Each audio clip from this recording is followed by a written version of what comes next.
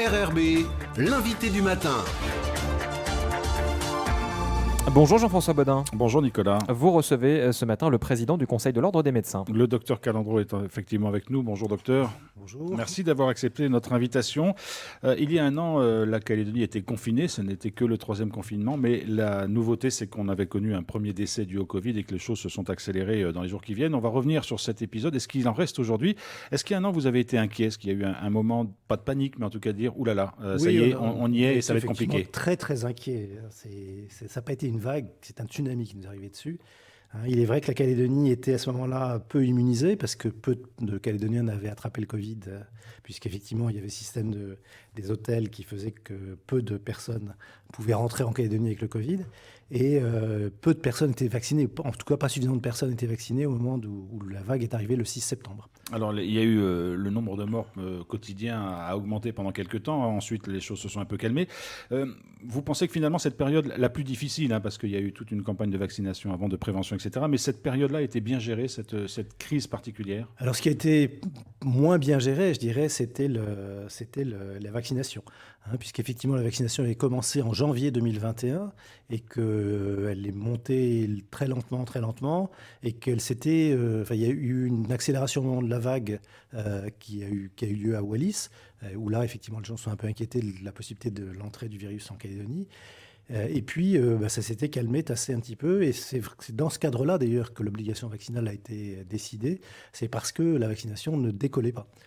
Et un petit regret de votre part de voir que ces campagnes de vaccination, elles auraient vraiment permis d'atténuer les choses? Probablement. Enfin, en tout cas, le nombre de morts, le nombre de cas graves, on le sait, le vaccin ne protège pas du Covid à 100%, mais il protège en particulier des formes graves. Il est indispensable pour les personnes âgées et les personnes avec des comorbidités. Est-ce que cette période a duré 2 ans en fait, cette période Covid a duré 2 ans, est-ce qu'on sait que les médecins libéraux étaient en première ligne? Est-ce que vous en avez reparlé avec eux? Est-ce qu'il y a eu, non pas un débrief, mais en tout cas un petit point de situation sur ce qu'ils avaient vécu et traversé? Non, malheureusement, ce débrief n'a pas eu lieu.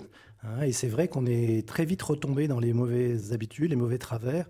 En particulier, il y a eu vraiment une cohésion très importante et une collaboration très franche entre les médecins hospitaliers et les médecins libéraux, mais aussi avec les administrations. Les administrations ont fait preuve de souplesse dans ces périodes-là. Et malheureusement, tout ça a disparu. Ce qui n'a pas disparu, en tout cas, c'est la collaboration et la cohésion qui existent entre les médecins libéraux et les médecins hospitaliers. Parce qu'il y a eu beaucoup de conférences, de visioconférences qui ont été faites. Et maintenant, c'est des gens qui se connaissent. Et cette collaboration prend quelle forme? Aujourd'hui, il y a plus d'échanges, il y a plus de proximité, c'est pas chacun dans son monde? Oui, non, il y a beaucoup plus d'échanges, etc. Et puis maintenant, je dirais, ils partagent une difficulté commune, c'est la pénurie de médecins. La pénurie de médecins dans certains services à l'hôpital, les services qui sont des services clés. Et puis la pénurie de médecins qui s'annonce, je dirais, plus dans le secteur libéral, puisque les médecins libéraux sont pour beaucoup assez âgés et susceptibles de partir à la retraite dans les années qui viennent. Et là aussi, vous êtes inquiet. C'est la même inquiétude, j'allais dire, qu'avec le Covid. Vous pensez qu'on peut aller vers des choses un peu graves? Certainement. Enfin, on est déjà dans des situations graves quand on voit le nombre de dispensaires de CMS qui sont fermés en province Nord, quand on voit la difficulté qu'il y a à renouveler les médecins du CHT, quand on voit que certains médecins ne trouvent pas de successeurs, y compris en médecine générale, y compris dans Nouméa, on ne peut que s'inquiéter. Là aussi, ça vaudrait le coup sur ce point-là que les médecins libéraux et les médecins hospitaliers, enfin que voilà, le monde de la médecine libérale et de la médecine hospitalière collaborent ensemble sur ces questions-là. Est-ce que c'est déjà le cas? Mais ils le font déjà. Il y a déjà des projets, effectivement, aussi, par exemple, de participation de l'hôpital à des téléconsultations pour les provinces. Il y a aussi des médecins libéraux qui se proposent de partager des téléconsultations avec les CMS de Brousse. Mais tout ça ne suffira pas et tout ça n'est pas suffisamment réfléchi de manière globale. C'est tout le système de santé calédonien qui est en grande difficulté actuellement, y compris et d'abord avant tout sur le plan financier, parce que c'est effectivement la réponse qui est apportée. Quand les choses ne marchent pas, on dit de toute façon, et quand il y a des propositions qui sont faites, on dit mais de toute façon il n'y a pas les moyens pour les réaliser. Et c'est ça toute la difficulté. Il faut des réponses techniques et des réponses politiques pour faire changer les choses? Actuellement, il faudrait beaucoup de réponses politiques de manière à entraîner les réponses techniques. Alors, un an après cette crise grave quand même qui avait beaucoup inquiété les Calédoniens, où est-ce qu'on est sur la situation sanitaire par rapport à la Covid? Alors par rapport à la Covid, elle est excellente puisque le taux d'incidence n'arrête pas de baisser et on est autour de 60 au niveau du taux d'incidence, ce qui est bien en dessous des taux d'alerte. La vaccination, elle j'ai presque dire qu'elle a quasiment disparu. Il y a quelques deuxièmes rappels qui se font, et puis il y a quelques personnes qui, pour des raisons souvent de devoir partir, ou etc., aux études, se font vacciner, ou des jeunes qui atteignent un âge où ils peuvent être vaccinés.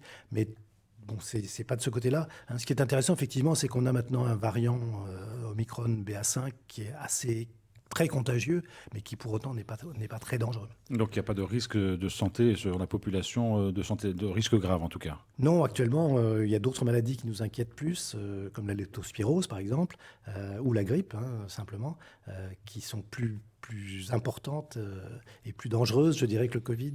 Et pourtant, il n'y a pas de campagne de vaccination pour la grippe, par exemple. Enfin, il n'y en a pas en tout cas massivement. Pas assez. Et c'est vrai que les personnes âgées devraient être là aussi massivement vaccinées contre la grippe, de manière à éviter les complications de la grippe.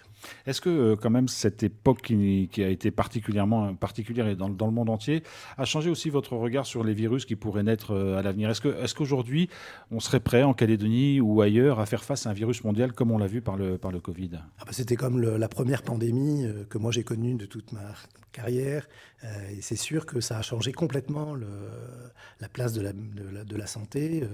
Ça a fait aussi faire des progrès importants au niveau de l'hygiène. C'est aussi le port du masque qui était réservé aux Japonais pendant très longtemps et qui est devenu une généralité mondiale. Et il faut le rappeler, actuellement, si vous êtes malade, il vaut mieux porter un masque. C'est fortement recommandé. Les médecins le font.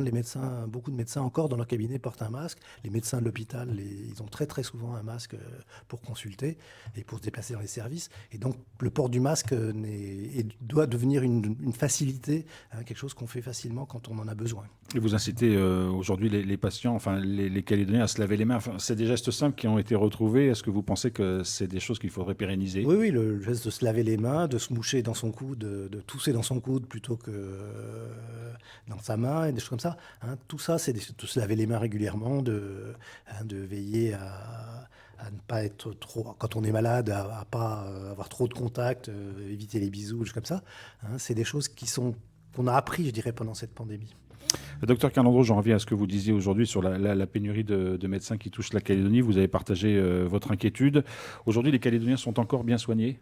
Oui, aujourd'hui, les Calédoniens sont encore bien soignés, mais le système est au pied du mur pour la suite. Et il y a des difficultés dans certains secteurs, dans certaines communes. Et c'est là où il faut qu'on agisse maintenant, parce que les médecins, on met longtemps à les former. Les médecins, ils n'arrivent pas tout de suite.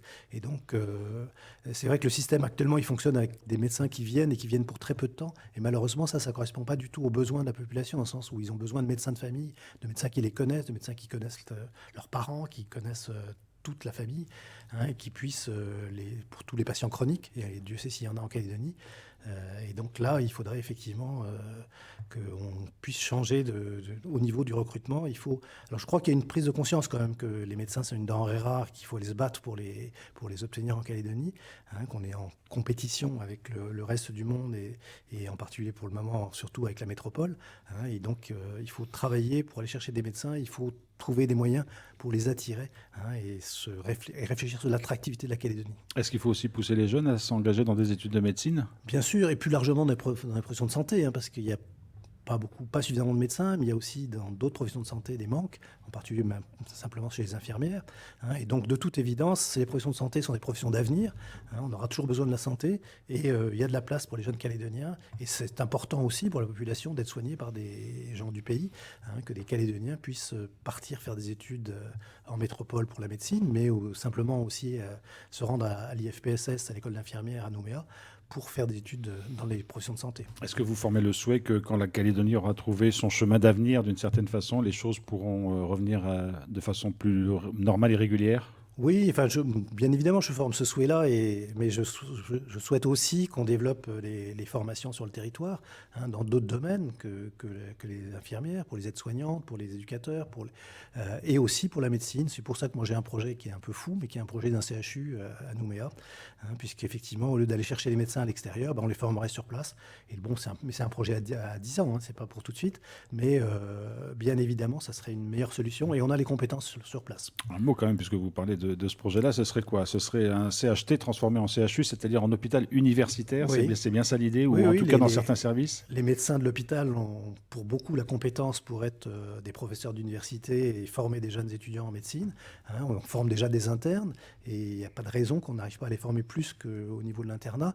Et on sait très bien que très souvent les étudiants restent là où ils ont fait leurs études, c'est-à-dire près de leur CHU d'origine. Et ils restent aussi près de l'endroit. Enfin, très souvent, c'est les internes aussi qui viennent s'installer parce qu'ils apprécient la qualité des soins en Calédonie et ils apprécient le travail qu'ils font en Calédonie et ils viennent pour s'installer. Docteur Calandro, si vous nous parlez de ce projet de CHU, c'est que j'imagine que vous l'avez déjà partagé avec vos confrères. Vous sentez Oui, que les choses sont presque mûres, même s'il faudra du temps pour le réaliser? Beaucoup pensent que c'est un projet utopique. Moi, je ne le pense pas. Je pense que c'est un projet difficile, mais c'est un projet intéressant.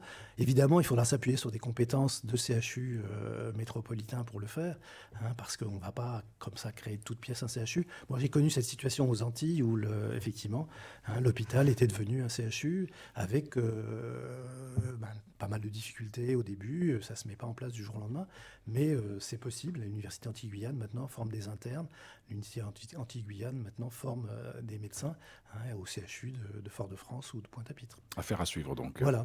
Merci beaucoup, docteur Calandro, d'avoir été avec nous ce matin.